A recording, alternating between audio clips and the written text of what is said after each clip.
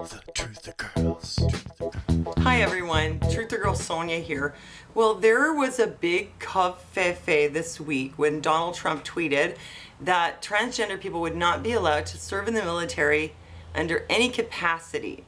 When I was growing up, everybody knew that if you were gay, you couldn't go to the army. Or if you were in the army and they figured you were gay, let alone transgender, you'd probably get kicked out under a Section 8, which was a mental health discharge.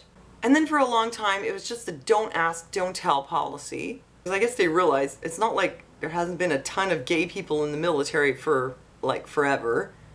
And we can't just kick them out or, we're going to end up short-staffed. And then last year under Obama, they changed the guidelines so that it was okay if everybody knew you were gay, you could still stay. Or if you were transgender, they weren't going to kick you out. And then now Trump is saying you cannot be transgender and be in the military. It's just like an extension of the gay issue. It's okay if you're gay in the military as long as you're dressed appropriately. If you start to look funny, you have to go. Then Trump said that he consulted with his military generals, but the generals said, no, you didn't. And the last word on the issue was that at this point, nothing is changing and trans people can still stay in the military. Everybody, like when they bring up the issue of transgender people, everybody just goes crazy. And they have this whole big discussion about it. Oh, you can't have transgender people in the military because they're confused about their identity.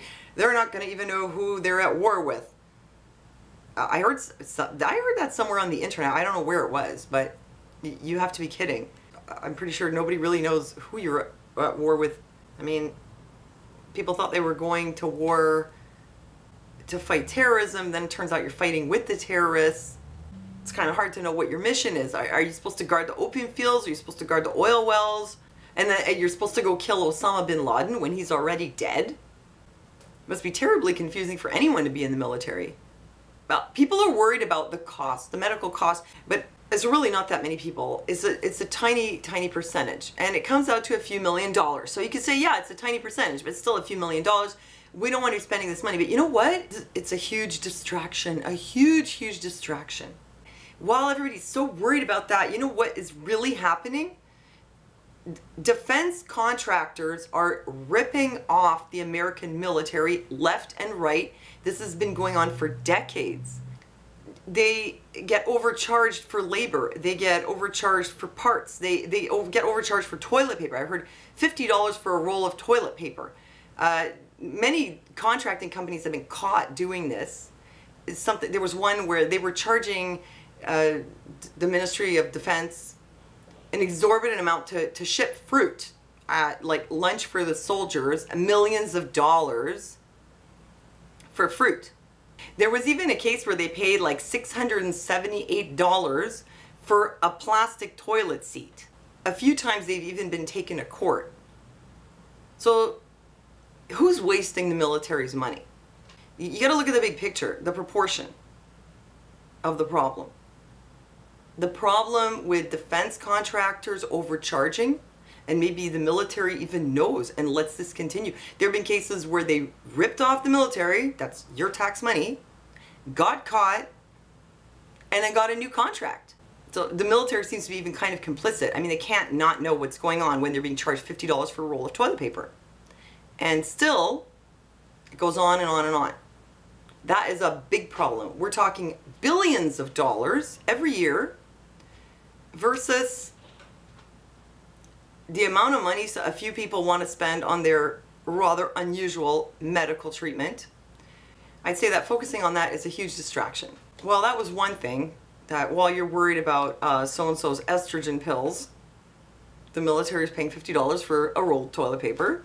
The other thing was people are worried about transgender people in the military and how many of them are there. And like, I think that when people think about transgender people in the military, they imagine like a whole platoon of drag queens and they're in the middle of combat and grenades are getting thrown at them and they're like, hold on, I'll be right there. And when the fact is that most of the people who are transgender in the military, they're not openly transgender. There have been thousands and thousands who they serve in the military and then it turns out they're transgender, which goes to show that if you didn't know, that they were transgender, you wouldn't question their ability to serve, because they all served fine. Some of them even had military honors, were decorated, and it seemed to have nothing to do with their gender identity. People who have issues with their gender identity struggle with it a lot of the time. They struggle. And apparently a lot of men who are struggling with this will go into the army thinking maybe this is going to fix me, or maybe I can become more manly, or just trying to prove to themselves that they're not transgender when they really are, and then they leave the military and they find out that they're still transgender.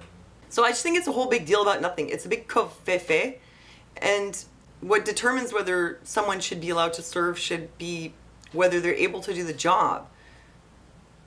And that's it.